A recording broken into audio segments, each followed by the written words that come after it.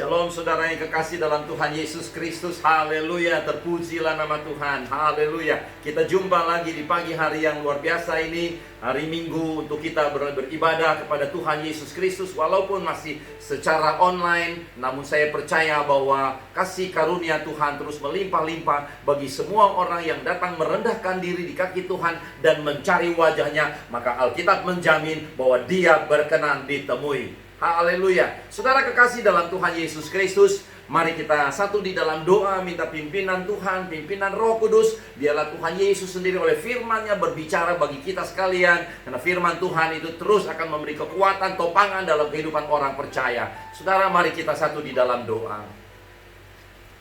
Segala puji, hormat, dan syukur hamba kembalikan kepadamu Tuhan. Terpujilah Engkau Allahku yang hebat, dahsyat, dan ajaib. Terima kasih Bapa telah menjaga, menaungi, dan melindungi kami sepanjang malam. Kami boleh tidur pulas dan tidak tahu apa yang terjadi di sekeliling kami. Kami boleh bangun di pagi hari ini. Kami sadar bahwa Tuhan sangat mengasihi kami. Bahkan Tuhan telah menjaga kami seperti biji matamu sendiri. Oleh sebab itu Tuhan, kami mau beribadah kepada Tuhan. Kami mau mendengar firman Tuhan. Tuhan telah menerima setiap pujian dan penyembahan yang kami naikkan kepada Tuhan. Mari Roh Kudus, Engkau mau impartasikan pewahyuan kebenaran firman-Mu bagi setiap kami. Hamba-Mu berdoa, Tuhan mau memberkati jemaat Tuhan sekalian, pemirsa sekalian. Di dalam nama Tuhan Yesus, diruslah hati kami dengan hujan berkat firman-Mu. Dan hamba percaya bahwa firman Tuhan tidak akan kembali dengan sia-sia. Tuhan akan memerintahkan dan semua itu akan berhasil dalam setiap kehidupan kami. Tuhan Yesus, Tuhan pulihkan hati kami. Tuhan Yesus, Engkau bersihkan hati kami, sucikan hati kami, supaya benih firman Tuhan yang ditabur pada pagi hari ini boleh jatuh di tanah-tanah yang subur, yang akan bertumbuh dan menghasilkan buah yang lebat. Aku hamba-Mu berdoa, Tuhan, jamah dan lawat semua orang, semua pendengar, semua jemaat Tuhan sekalian, semua pemirsa. Tuhan lawat, Tuhan jamah, Tuhan urapi semua kami di dalam nama Tuhan Yesus. Engkau tidak lewatkan seorang pun dari kami. Bapa, hamba berdoa, pakai hamba-Mu Tuhan menjadi saluran berkat, menyampaikan isi hati Tuhan, menyampaikan kebenaran firman Tuhan. Pakai lidah, bibir, mulut, hati, pikiran, suara hamba-Mu, supaya dapat hamba sampaikan kebenaran firman Tuhan. Dan biarlah firman Tuhan, ya dan amin, terjadi dalam setiap kehidupan kami. Terima kasih Tuhan. Jauhkan segala tipu daya iblis, kuasa si jahat apapun yang mau mencuri kebenaran firman dari kami Tuhan. Dengan akal kami yang terbatas ini, Bapa, mari Engkau Tuhan sendiri yang urapi kami. Hamba berdoa, firman-Mu jadi berkat bagi semua yang mendengarkannya. Sebab di dalam nama Tuhan Yesus aku percaya iman timbul, dan timbul dari pendengaran oleh firman-Mu. Terima kasih Tuhan. Terima kasih Bapa. Siap untuk mendengarkan firman Tuhan. Haleluya. Di dalam nama Tuhan Yesus Kristus, aku hamba-Mu sudah berdoa. Amin. Amin. Amin. Saudara kekasih di dalam Tuhan Yesus Kristus, hari Rabu kemarin saya telah berbicara bahwa Tuhan Yesus Kristus naik ke surga oleh karena kita, oleh karena saya, dan oleh karena saudara. Sebagai tanggung jawabnya, sebagai kasihnya, sebagai kerinduannya, bahwa Dia menyediakan tempat bagi saudara dan saya. Kalau sudah selesai, Dia akan datang kembali untuk mengambil dan menjemput saudara dan saya untuk kembali ke rumah Bapa. Untuk apa? Bersekutu dengan Dia di surga. Dan saya bangga kepada Tuhan Yesus bahwa sampai hari ini, ketika Dia naik ke surga, Dia menjadi pembela bagi orang-orang percaya. Dia menjadi pembela bagi saudara. Dia menjadi pembela bagi kita. Saudara kekasih dalam Tuhan Yesus Kristus, oleh sebab itu kita mau tetap dalam frekuensi kehidupan kita dengan sorga. Dan biarlah kita boleh terus menikmati hari-hari hidup kita di dalam pemeliharaan Tuhan yang ajaib. Pagi hari ini saya ingin berbicara topik yang sederhana, yaitu suatu gambaran tentang keinginan. Suatu gambaran tentang keinginan.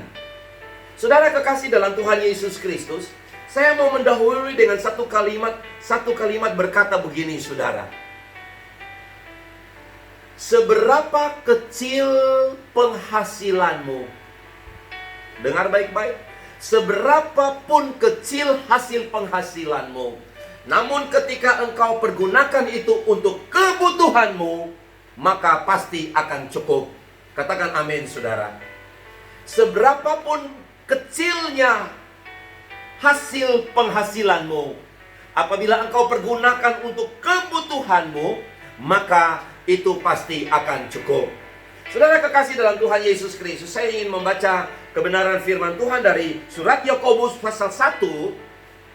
Surat Yakobus pasal 1 ayat 12 sampai ayatnya yang ke-18. Saya akan memulai dari ayat 12, saya baca bagi kita sekalian di dalam nama Tuhan Yesus Kristus.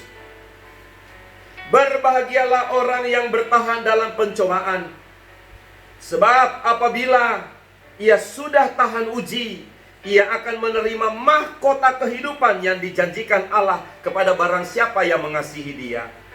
Apabila seorang dicobai, janganlah ia berkata, pencobaan ini datang dari Allah, sebab Allah tidak dapat dicobai oleh yang jahat, dan Dia sendiri tidak mencobai siapapun. Jadi seringkali persepsi kita salah. Kita sering berkata bahwa pencobaan ini datang dari Tuhan, pencobaan ini adalah kehendak diberikan Tuhan dan sebagainya. Menurut kebenaran firman Tuhan, Allah tidak dapat dicobai dan Allah juga tidak mencobai siapapun. Namun saya perlu beritahukan bahwa Tuhan kadang-kala mengizinkan pencobaan itu datang, mengizinkan pencobaan itu terjadi supaya memurnikan kehidupan kita masing-masing. Amin, saudara. Amin, saudara. Makanya dia berkata, pencobaan-pencobaan yang kamu alami adalah pencobaan-pencobaan biasa. Haleluya, haleluya. Ketika pencobaan itu datang, tidak akan melampaui kekuatanmu, sebab Tuhan pasti akan memberi jalan keluar. Tuhan pasti akan memberi jalan keluar kepadamu. Amin, saudara. Ayat 14. Tetapi tiap-tiap orang dicobai oleh keinginannya sendiri, karena ia diseret dan dipikat olehnya. Sekali lagi saya ulangi, ayat 14. Tetapi tiap-tiap orang dicobai oleh keinginannya sendiri, karena ia diseret dan dipikat olehnya. Dan apabila keinginan itu telah dibuahi, ia melahirkan dosa. Dan apabila dosa itu sudah matang, ia melahirkan maut. Saudara-saudara yang kukasihi, janganlah sesat. Setiap pemberian yang baik dan setiap anugerah yang sempurna datangnya dari atas, diturunkan dari Bapa segala terang. Padanya tidak ada perubahan atau bayangan pertukaran. Ayat 18. Atas kehendaknya sendiri ia telah menjadikan kita oleh firman kebenaran. Masih ingat firman Tuhan kemarin? Ya, berbicara tentang kebenaran, saya ulangi, atas kehendaknya sendiri ia telah menjadikan kita oleh firman kebenaran. Yaitu apa, saudara? Menjadikan saudara, menjadikan saya, menjadikan kita orang percaya, menjadikan kita anak-anak Tuhan yang tidak benar menjadi benar, yang tidak baik menjadi baik, yang tidak becus menjadi becus. Sebab apa dikatakan? Firman kebenaran itu sudah membenarkan saudara dan membenarkan saya. Katakan amin dalam hidup saudara, bahwa aku sudah dibenarkan. Apa? Aku sudah dibenarkan supaya kita pada tingkat yang tertentu menjadi anak sulung di antara semua ciptaannya. Saya bangga dengan kalimat ini. Supaya kita dalam tingkat yang tertentu, ya, tingkat yang tertentu. Tingkat yang tertentu ini berbicara tentang quality, ya, kualitas dari iman percaya kita, iman yang disempurnakan, iman yang sudah ditambahkan kebajikan, kemurahan, knowledge dan sebagainya, dan kasih kepada dirimu dan kasih kepada sesama, seperti apa yang saya sampaikan minggu kemarin. Tambahkan pada imanmu. Supaya apa? Dalam tingkatan yang tertentu kita menjadi anak sulung di antara semua ciptaan. Maksud apa menjadi anak sulung di antara semua ciptaan? Maksudnya adalah supaya kita memahami bahwa ada tanggung jawab yang Tuhan berikan kepada kita, dan ada kemampuan untuk kita melaksanakan tanggung jawab ini. Berbicara tentang gambaran dari suatu keinginan, saya kutip satu ayat lagi di dalam Filipi pasal 4 ayat 6. Saudara jangan lupa tadi ayat 14 dalam surat Yakobus 1 ayat 14 berkata, tetapi tiap-tiap orang dicobai oleh keinginannya sendiri. Sekali lagi ulang, tetapi tiap-tiap orang dicobai oleh keinginannya sendiri karena ia diseret dan dipikat olehnya. Artinya keinginan memiliki satu power yang luar biasa. Kalau kita tidak memanage keinginan itu di kaki Tuhan, maka keinginan kita bisa menyeret kita, bisa menarik kita. Sebab mengapa? Karena kita terpikat oleh keinginan itu. Nah, di dalam Filipi pasal 4 ayatnya yang ke-6, di sini dikatakan, janganlah hendaknya kamu khawatir tentang apapun juga. Saya mau katakan begini saudara, kekhawatiran muncul karena banyaknya keinginan. Oke? Kekhawatiran muncul kadang karena banyaknya keinginan. Baik, nanti kita bedah ke bagian itu. Kita berkata, janganlah hendaknya kamu khawatir tentang apapun juga, tetapi nyatakanlah dalam segala hal keinginanmu kepada Allah dalam doa dan permohonan dengan ucapan syukur. Garis bawahi ayat ini. Dalam Filipi pasal 4 ayatnya yang ke-6 di sini berkata, saya baca sekali lagi biar ini menjadi rema masuk dalam kehidupan kita.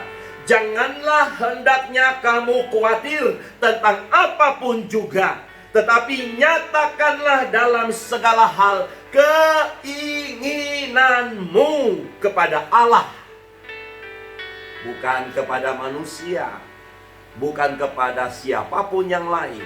Tetapi Alkitab mengajak kita untuk menyatakan semua keinginan kita kepada Allah dalam doa dan permohonan dengan ucapan syukur. Otomatis saudara, ketika keinginan kita nyatakan kepada Allah, maka pasti ada barometernya. Ketika keinginan kita nyatakan kepada Allah, maka pasti ada filterisasinya. Keinginan kita yang kita nyatakan kepada Allah, maka pasti dong, saudara orang percaya, sebagai anak-anak Tuhan, kita tahu memiliki keinginan yang seperti apa. Keinginan bukan keinginan oleh karena kedagingan kita, tapi keinginan yang memang benar apa yang kita butuhkan. Tadi saya sudah katakan bagian pertama, sekecil apapun penghasilanmu, itu akan cukup apabila engkau pergunakan sebagai kebutuhanmu, bukan sebagai keinginanmu. Kalau mau menuruti sebagai keinginanmu, maka sebesar apapun penghasilanmu tetap tidak akan cukup. Dalam situasi pandemik virus corona yang membuat kita masing-masing harus stay at home, itu bagian daripada pengujian, itu bagian daripada proses, itu bagian daripada apa yang Tuhan izinkan supaya kita boleh saudara melahirkan, giving birth to self control, melahirkan pengendalian diri, supaya bagaimana lifestyle kita kemarin, gaya hidup kita bisa diubahkan kembali kepada koridor yang sebenarnya sesuai dengan firman Tuhan. Tidak boros, tidak berfoya-foya, tidak seenak gue. Tetapi sekarang Tuhan mau kita belajar untuk self-control, memanage kembali kehidupan kita. Sehingga saya mau berkata, orang percaya pasti aman dalam pemeliharaan Tuhan. Dengan satu ketentuan adalah kita tidak boros dalam kehidupan kita. Kita lebih perbanyak waktu datang di kaki Tuhan, dapat kekuatan secara spiritual untuk memanage kehidupan kita. Maka saya percaya bahwa anugerah Tuhan melimpah-limpah dan tidak akan berkekurangan orang-orang yang berharap pada Tuhan. Sebab di dalam 1 Yakobus pasal 1, dalam Yakobus pasal 1 ayat 15 dikatakan begini. Dan jadi saya ingin matching, ingin menyatukan, ya. Saya ulangi Filipi 4 ayat 6 dulu. Janganlah hendaknya kamu khawatir tentang apapun juga, tetapi nyatakanlah dalam segala hal keinginanmu kepada Allah dalam doa dan permohonan dengan syukur. Amin, saudara. Haleluya. Di dalam Yakobus pasal 1 ayat 15, dan apabila keinginan itu telah dibuahi. Nah ini saudara, nah ini perlu dicermati.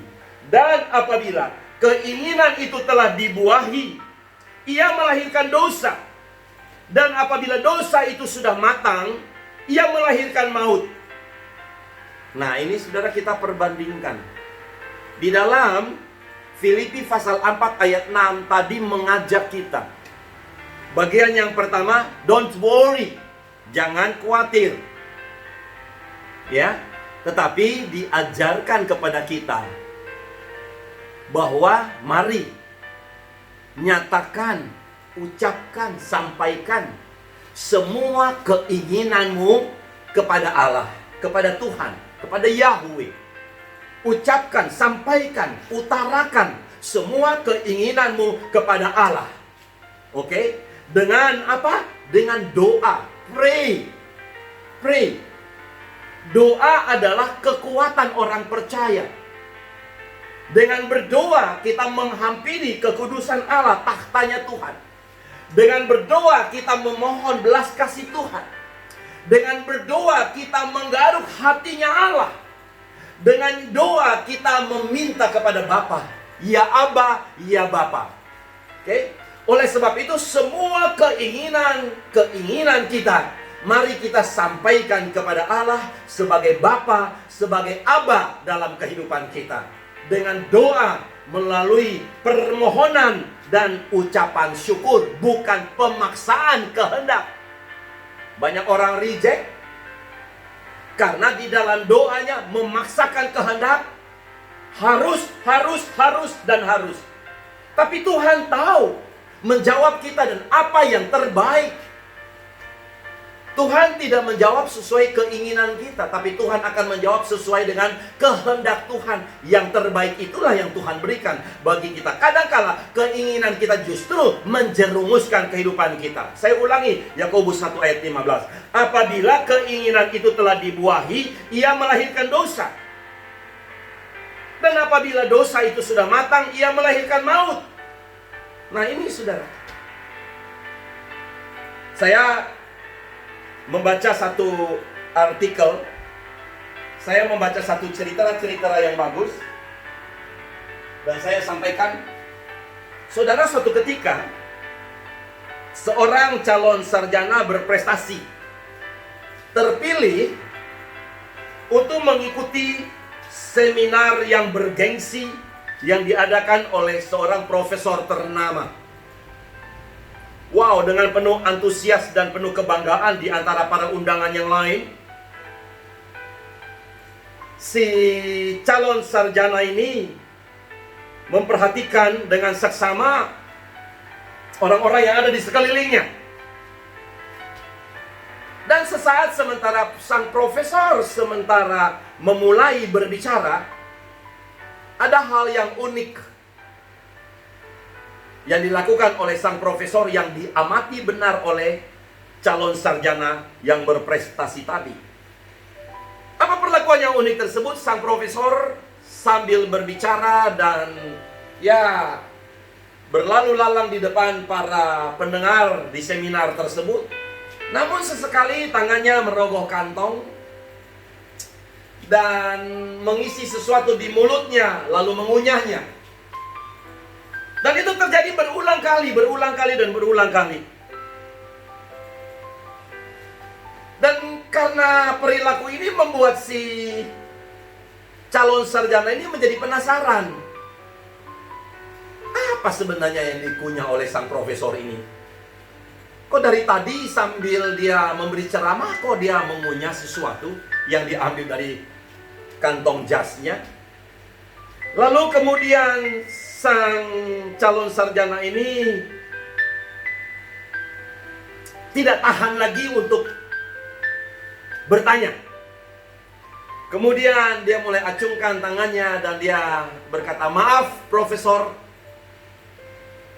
atas kelancangan saya. Namun saya tidak dapat menahan niat saya untuk bertanya. Bolehkah saya bertanya? Kemudian sang profesor berkata, silakan, apa yang Anda mau tanyakan? Begini profesor, ceramah yang Anda berikan kepada saya simak dan saya perhatikan dengan fokus. Namun ada sesuatu yang membuat saya tertarik, yaitu sebenarnya apa yang sementara profesor ngunyah, yang diambil dari kantong jas dan memasukkan di mulut dan dikunyah oleh profesor. Apa yang sebentar yang profesor makan? Oh, kemudian sang profesor sambil menoleh dia, si calon sarjana ini, lalu dengan santai sang profesor ini berkata, oh iya, saya lagi mengunyah nih biji apel. Kok kamu nggak tahu? Lalu kemudian dengan heran sang calon sarjana ini berkatanya lagi kepada profesor, Anda makan biji apel? Apa manfaatnya biji apel sehingga Anda dari tadi makan? Si profesor dengan santai dan berkata, loh, Anda belum tahu manfaat dan khasiat dari biji apel? Belum tahu, profesor. Dan semua orang terdiam. Kemudian sang profesor mulai berkata, ketahuilah Anda bahwa ketika saya makan biji apel ini, maka khasiat daripada biji apel ini akan meningkatkan daya ingat, akan meningkatkan kecerdasan dari otak manusia. Wow, semua terbelalak. Dan mereka mulai melihat satu dengan yang lain. Ternyata ada rahasia. Profesor ini begitu cerdas sebab yang dimakannya biji apel. Sementara mereka semua lagi melongo dan melihat satu dengan yang lain, sang profesor kembali memecah keheningan itu dan berkata, apakah Anda mau? Wow, rame-rame semua angkat tangan, tapi lagi dikhususkan kepada si calon sarjana ini. Dan sang profesor mendekatinya, apakah Anda mau biji apel ini? Saya mau, profesor. Baik, Anda dapat membeli biji apel ini dengan harga satu biji 10.000 rupiah. Ketika Anda mau, Anda bisa mendapatkannya. Kemudian dia mengambil uang dari dompetnya, ambil 50.000 satu lembar. Dan profesor, saya minta 5 buah biji apel untuk saya. Dan kemudian profesor ambil dari kantongnya, dihitung 5 biji apel tersebut dan berikan kepada si calon sarjana ini dengan harga 50.000 rupiah. Saudara terkasih di dalam Tuhan Yesus Kristus, tanpa pikir panjang, kemudian si pemuda calon sarjana ini langsung mengunyah apel tersebut. Dia mengunyah dan mengunyah. Sementara dia mengunyah, sang profesor melanjutkan ceramahnya. Kemudian setelah dia mengunyah 1, 2, 3, 4, 5, tiba-tiba memang pikirannya menjadi terbuka. Apakah ini efek daripada biji apel ini? I don't know. Tetapi pikiran dari pemuda ini langsung terbuka. Sesaat kemudian si pemuda ini langsung berpikir bahwa, loh, kok betapa bodohnya saya ini? What happened? Apa yang terjadi? Kenapa dia bilang bahwa dia begitu bodoh?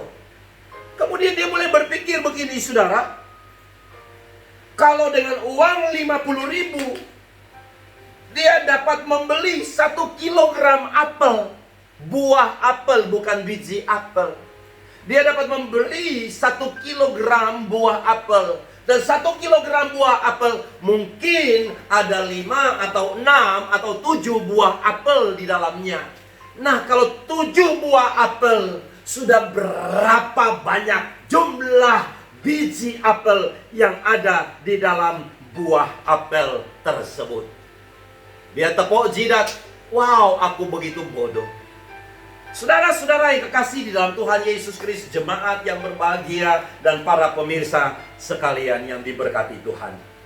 Melalui cerita gambaran di atas, bukankah acap kali ini seringkali terjadi di dunia dalam kehidupan kita? Di dalam kehidupan manusia, antara keinginannya. Alkitab dengan jelas berkata, dan apabila keinginan itu telah dibuahi, ia melahirkan dosa. Dan apabila dosa itu sudah matang, ia melahirkan maut. Saya tidak berbicara soal biji apel ini berbicara tentang dosa, tapi saya ambil perbandingannya supaya kita memikirkan seringkali ini terjadi dalam kehidupan kita. Kita mengeluh, kita menggerutu, kita menjadi emosi, kita menjadi frustrasi, kita menjadi marah karena keinginan kita, keinginan dari hawa nafsu kepemilikan kita untuk memiliki sesuatu yang mungkin tidak tercapai. Dan ini akan melahirkan dosa. Betapa banyak kita telah terjerumus ke dalam peristiwa ini. Karena pertama yang kita lihat adalah keuntungan. Sebagaimana si calon sarjana pemuda ini, yang dia lihat adalah keuntungannya. Yang dia lihat, oh ternyata makan biji apel itu bisa mencerdaskan otaknya. Itu saja yang dia lihat, tanpa pikir efek, tanpa pikir panjang. Dia merogoh kantongnya, mengambil dompetnya, mengeluarkan selembar 50.000 dan membeli hanya 5 biji apel. Saudara-saudara, tetapi ketika kita kembali kepada kebenaran firman Tuhan Filipi 4 ayat 6 tadi, ketika kita kembali menyatakan keinginan kita kepada Allah melalui doa, permohonan dan ucapan syukur, maka saya percaya bahwa Allah oleh Roh Kudus-Nya sanggup memanage pemikiran kita, sanggup memanage kehidupan kita, sanggup memanage hati kita untuk memilah-milah apa yang important dalam kehidupan kita yang harus kita laksanakan. Makanya sekali lagi, sekecil apapun penghasilanmu, maka itu akan cukup untuk kebutuhanmu, bukan keinginanmu. Kekasih-kekasih di dalam Tuhan Yesus, hati-hati dengan keinginan kita. Jangan kita membiarkan keinginan kita itu terpendam dalam kehidupan kita. Sebab tanpa komunikasikan, tanpa penyampaian, tanpa apa yang kita serahkan kepada Tuhan, semua keinginan kita itu akan menjadi terpendam. Sehingga keinginan yang terpendam akan melahirkan ambisi. Dan ambisi akan bisa melahirkan apa yang namanya pemberontakan.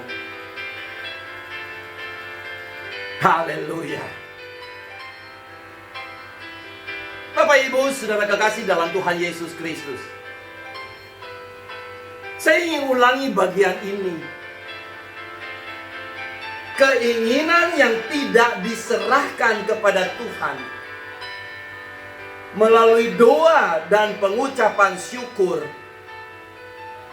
itu akan menjadi keinginan yang terpendam, yang kita pendam sendiri. Dan akibat pemendaman itu terjadi dalam kehidupan kita, maka keinginan itu akan berubah menjadi suatu ambisi.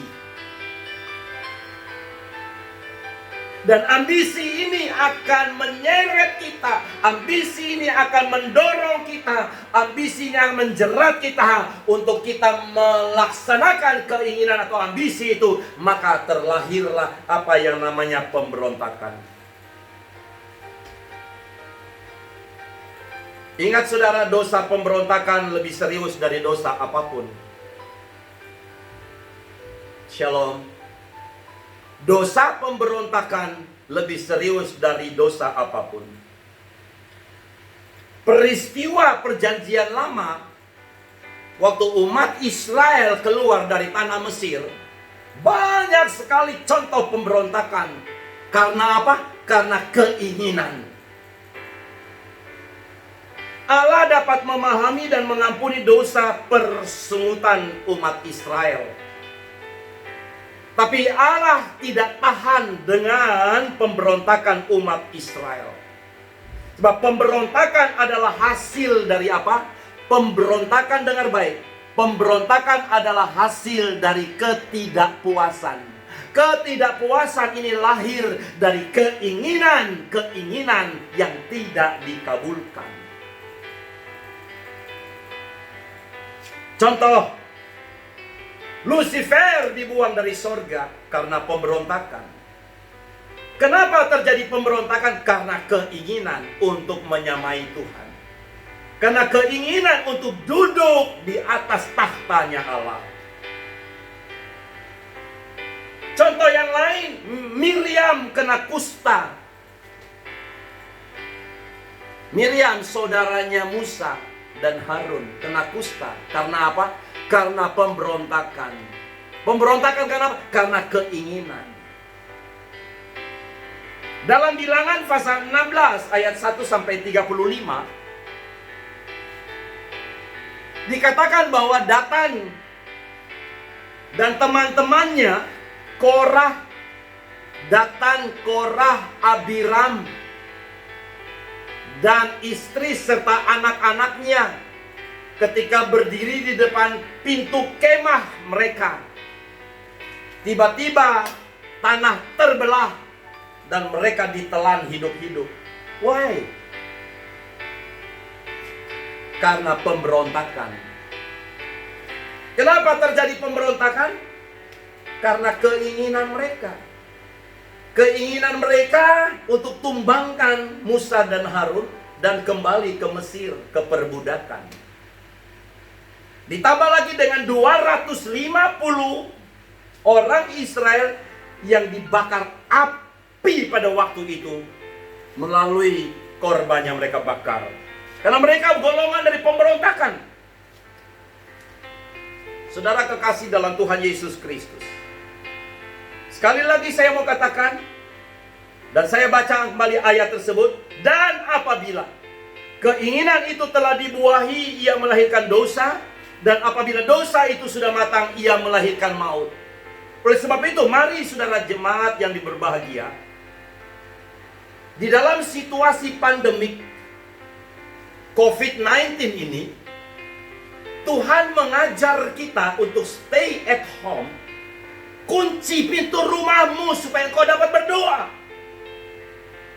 Dan semua kekhawatiranmu mari kau sampaikan kepada Tuhan, kepada Allah melalui doa.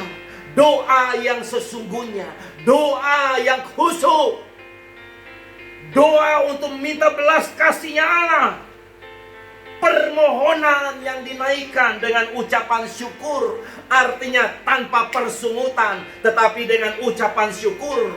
Orang yang bisa berdoa dengan permohonan dan ucapan syukur, saya pasti jamin tidak akan tamak, tidak akan rakus. Sebagaimana peristiwa mana bagi umat Israel, Tuhan suruh kumpulkan mana di pagi hari, cukup untuk hari itu. Kenapa? Itu aturan supaya nggak tamak. Tapi ada juga yang kumpul sebanyak-banyaknya, dia pikir dia simpan untuk besok, padahal esok ada urusannya tersendiri. Apa yang terjadi? Jadi busuk, saudaraku. Hari ini kita masih stay at home karena masalah pandemik COVID-19 ini, virus corona ini. Artinya apa? Mari melatih diri. Mari melatih diri. Melatih diri, menahan diri atas semua keinginan-keinginan kita. Dan biarlah kita dapat banyak berdoa dan menyampaikan semua permohonan dengan ucapan syukur. Sebab kalau enggak, sudah tadi saya katakan, keinginan kita akan cenderung menjeret kita dan menjerumuskan kita menjadi satu pemberontakan apabila tidak tercapai. Saudara jemaat yang berbahagia, beberapa hari terakhir saya dengar dan lihat di televisi maupun saya baca di medsos, beberapa hari terakhir ini angka positif COVID-19 meningkat tajam, drastis. Sangat drastis. Dan ini juga cukup mengagetkan. Ini sudah 21.000. Ntar lagi hitungan menit mungkin 22.000. Ini rekor. Mengapa? Aku lihat di postingan-postingan TV maupun medsos. Angka positif COVID-19 ini bisa terjadi dengan begitu drastisnya because pemberontakan. Kita nggak usah bicara soal kebutuhan dulu, uang semua itu bisa ditahan. Ya, pemerintah memberi BLT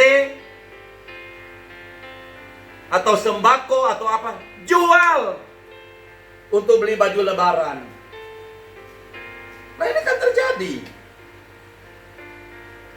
Suruh stay at home, rame-rame semua ke mall, ke pasar. Lihat Jakarta, Tanah Abang, wow mengerikan. Sampai macet, total. Surabaya, macet,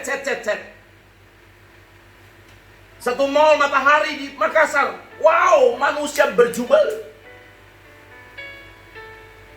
Sudah gak dengar lagi pada himbauan pemerintah. Ini katakan apa? Pemberontakan. Why? Kenapa bisa terjadi pemberontakan? Karena keinginan yang tidak ditahankan. Keinginan yang tidak bisa di-manage. Keinginan yang dituruti menjadi hawa nafsu. Keinginan yang dituruti, akhirnya keinginan itu menjeret tanpa memikirkan, merenungkan side effect dari keinginan tersebut. Misalnya dalam kerumunan orang yang berjubel-jubel, yang begitu banyaknya, saudara tidak tahu siapa yang positif, siapa yang memang masih hijau, masih negatif. Tidak tahu saudara-saudara yang kekasih, tanpa sadar bahwa terjadi perpindahan akan virus tersebut. Maka kita lihat begitu cepatnya angka positif COVID-19 ini drastis naik. Ini terjadi karena keinginan yang dibuahi hawa nafsu untuk baju baru, hawa nafsu untuk ini, ini dan itu. Tidak menahan diri untuk belanja. Apa-apa pemerintah disalahin. Ada bantuan lah dan seperti orang miskin. Tapi begitu lepas, ternyata semua punya duit. Ini gimana nih saudara?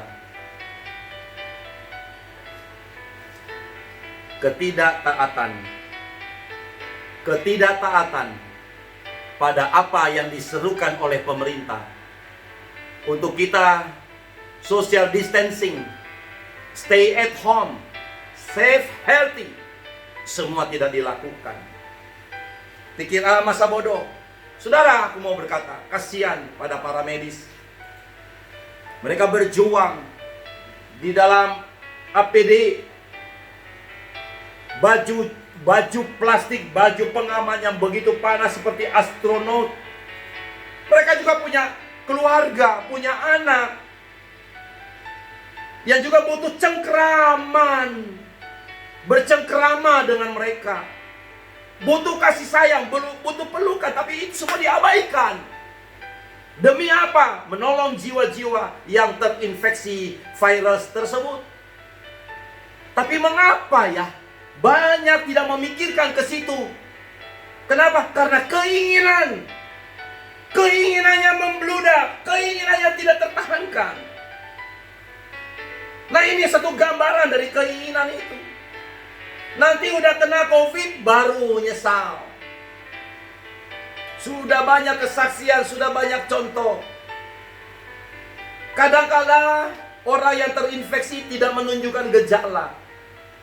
Orang yang kena infeksi kena baik-baik saja. Tiba-tiba kolaps, saudaraku, kena sesak napas, karena paru-parunya udah digerogotin. Oleh sebab itu, jemaat Tuhan yang berbahagia, yang kucintai dalam Kristus Yesus Tuhan, dan pemirsa sekalian, mari gambaran satu keinginan kita jangan seperti pemuda calon sarjana ini. Yang karena begitu antusias berdasarkan keinginannya, dia tidak memikirkan ternyata ada kebodohan yang muncul. 50.000 hanya dapat beli 5 biji apel kecil. Padahal 50.000 dia sudah bisa beli 1 kilogram apel terdiri dari 5-6 buah biji apel. 6 buah biji apel dikalikan dengan jumlah biji apel yang terdapat di dalam 1 buah apel itu sudah berapa banyak? Berlipat-lipat kali ganda. Mari jemaat yang berbahagia, saudara pemirsa, ketika kita menyatakan semua keinginan kita kepada Allah dengan doa, permohonan dan ucapan syukur, maka kita terlepas dari cobaan keinginan itu. Sebab apa, saudara? Berbahagialah orang yang bertahan dalam pencobaan. Sebab apabila ia sudah tahan uji dari apa? Keinginan. Ketika dia tahan uji dari keinginan itu, maka dia akan memperoleh mahkota kehidupan yang dijanjikan Allah kepada barang siapa yang mengasihi Allah. Kalau saudara dan saya mengasihi Allah, mari kita belajar menyatakan keinginan kita, sampaikan kepada Allah melalui doa, permohonan, dan ucapan syukur. Amin, saudara.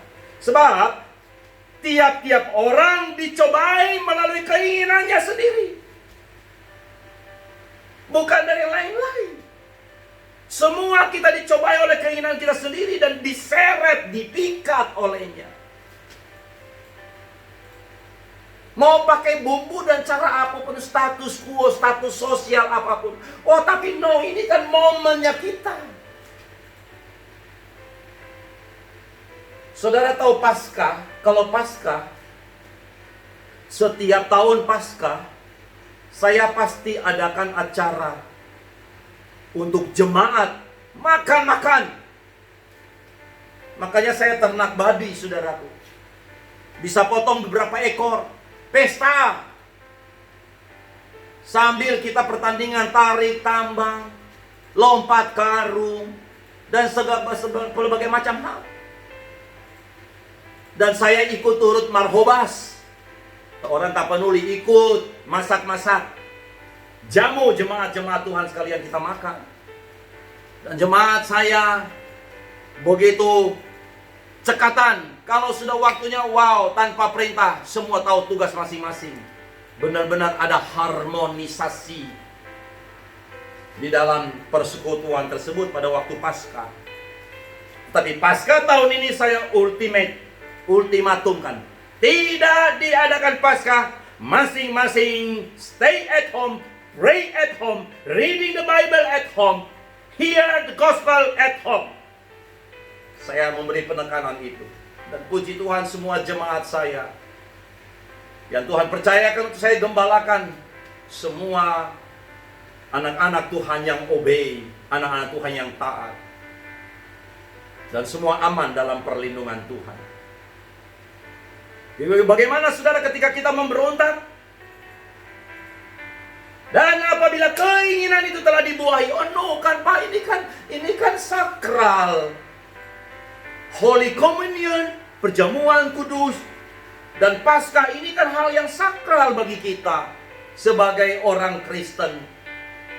Masa ditiadakan? Ayolah. No, gak ada yang seperti itu.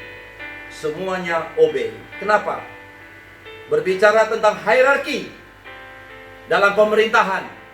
Dengar baik-baik saudara. Dalam pemerintahan dalam negara, pemimpin yang tertinggi dalam sila pertama, ketuhanan yang Maha Esa. Berarti pemimpin tertinggi negara ini adalah Tuhan yang Maha Kuasa. Katakan amin, saudara. Yang kedua, saudara, yang kedua adalah pemimpin yang dipilih oleh rakyat, yang sah. Itu presiden kita. Dan kemudian rakyat. Ini bicara hierarki. Oleh sebab itu ketika saya bilang saya taat kepada Tuhan, saya obey for the God, tapi saya tidak taat pada pemimpin saya, tapi saya tidak taat pada presiden saya, berarti saya seorang pemberontak dan Allah tidak akan mendengar saya. Tuhan katakan, balik lu, taat dulu pada pemimpin, karena pemimpin itu juga dari gua, dari Tuhan. Taat. Jadi ini berbicara tentang hierarkinya. Sebab itu saudara jemaat yang saya kasih dalam Tuhan Yesus Kristus, jangan izinkan keinginan memikat dan menyeret kehidupan kita. Dan itu akan menjadi kekejian. Makanya angka COVID-19 ini bertambah drastis. Karena ketidaktaatan. Ketidaktaatan lahir dari keinginan. Dan keinginan itu membuahkan pemberontakan. Semoga itu tidak terjadi dalam kehidupan jemaat Tuhan sekalian dan para pemirsa. Kita datang berbalik kepada Tuhan, mencari wajah Tuhan. Kita sujud di hadapan Tuhan, merendahkan diri di hadapan Tuhan, dan berseru-seru kepada Tuhan. Kita memohon belas kasih Tuhan, kiranya COVID-19 ini segera berlalu dari bumi tercinta Indonesia, bahkan dari seluruh dunia, dan manusia kembali bisa lega. Dan ada pelajaran terpenting yang sudah ditarik di bagian-bagian yang Tuhan izinkan ini, supaya kita kembali kepada Tuhan, pencipta langit, bumi, dan semuanya. Dan biarlah kembali Tuhan kendalikan seluruh kehidupan ini. Kiranya kebenaran firman Tuhan ini menjadi tolok ukur keinginan hidup kita. Sebab Allah tidak pernah mau toleransi dengan pemberontakan. Sekali lagi saya garis bawahi, Allah tidak pernah mau toleransi dengan pemberontakan. Tapi belas kasih-Nya dicurahkan bagi orang-orang yang rendah hati, mencari wajah Tuhan, maka Ia berkenan ditemui. Mari kita naik ke gunung Tuhan, gunung kemuliaan Tuhan, melalui doa kita, penyembahan kita. Stay at home, stay safe, stay healthy, dan kita terus percaya anugerah Tuhan melimpah-limpah dalam kehidupan kita. Kiranya Tuhan memberkati kita dengan kebenaran firman Tuhan ini. Jadilah orang-orang yang taat. Kalahkan semua keinginanmu. Bawa keinginanmu kepada Tuhan dengan doa, permohonan, dan ucapan syukur. Haleluya. Mari saya mengajak kita semua berdoa. Taruh tangan di dadamu. Saya akan berdoa bagi setiap orang. Thank you, Father. Thank you ya Abba, ya Bapa. Terima kasih Tuhan Yesus. Terima kasih Roh Kudus. Kau telah berbicara kepada setiap kami melalui kebenaran firman Tuhan, supaya kami dapat memiliki gambaran dari suatu keinginan. Roh Kudus, Engkau begitu kuat di dalam hidup kami, mengontrol kehidupan kami. Berdoa Engkau mengontrol setiap kehidupan jemaat Tuhan sekalian dan semua pemirsa pendengar dari kebenaran firman Tuhan ini, supaya kami boleh melahirkan self-control dalam kehidupan kami untuk memanage semua keinginan-keinginan kami. Tuhan, kadang kami frustrasi, kadang kami depresi, bahkan melahirkan putus asa, dan membuat kami menjadi sakit karena keinginan-keinginan kami. Hari ini Tuhan, kami belajar dari firman-Mu, supaya kami dapat memanage semua keinginan kami dan membawa keinginan kami kepadamu ya Allah, ya Bapa, ya Abba. Biarlah Tuhan sendiri yang tahu yang terbaik dalam kehidupan kami. Aku hamba-Mu berdoa bagi pemirsa sekalian, bagi jemaat Tuhan sekalian. Di dalam nama Tuhan Yesus, biarlah Tuhan mereka semua dalam pertolongan Roh Kudus untuk memanage, mengendalikan semua keinginan-keinginan mereka. Baik keinginan-keinginan ekonomi, keinginan sandang, pangan, dan papan. Keinginan-keinginan apapun kami serahkan kepada Tuhan. Mari ya Tuhan, biarlah Tuhan menopang kekuatan, memberi kekuatan dalam kehidupan kami. Supaya dengan demikian ada kekuatan baru. Bukan hawa nafsu, keinginan secara daging yang kami cari, tapi Roh Kudus-Mu yang menjamah setiap hati kami. Maka hamba percaya dengan kalimat pertama tadi, sekecil apapun yang kami dapat, yang kami hasilkan, itu akan cukup untuk kebutuhan kami, bukan keinginan kami. Bapa, di dalam nama Yesus, Engkau lawat semua jemaat Tuhan sekalian dan pemirsa. Engkau topang kehidupan mereka. Terima kasih Tuhan, terima kasih. Dan pada hari ini hamba percaya terus ada kemenangan dalam kehidupan orang-orang percaya. Sebab darah anak domba Allah telah labur dalam pintu hati kami, pintu rumah kami. Dan kami boleh terus aman dalam perlindungan Tuhan. Ya Aba, ya Bapa, hamba datang padamu di dalam nama Tuhan Yesus, minta belas kasih-Mu. Kalau boleh, lalukan pandemi COVID-19 ini dari negara kami, dari Indonesia, dari Pontianak. Lalukan COVID-19 ini dari dunia, karena Engkau yang mengendalikan segala sesuatunya. Minta belas kasih-Mu Tuhan, supaya tidak lagi jatuh korban-korban yang lain. Tapi kalau ini sebagai seleksi alam, biarlah kehendak Tuhan yang terjadi. Namun hamba minta belas kasih-Mu, Roh Kudus, impartasikan pewahyuan kebenaran firman ini bagi semua orang yang mendengar, supaya kami tidak menuruti hawa nafsu keinginan kami, tapi kami mau datang kepada Tuhan. Berilah kemampuan, kesanggupan, kekuatan buat kami stay at home.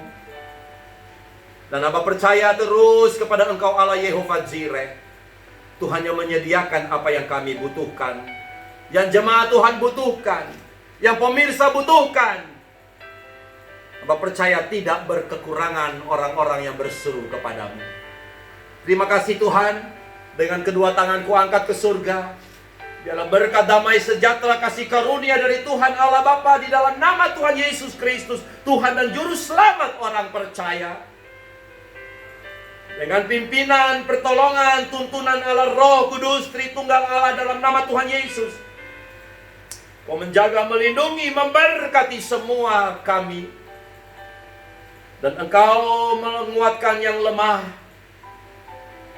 Engkau mengampuni kami yang berdosa dan hina ini.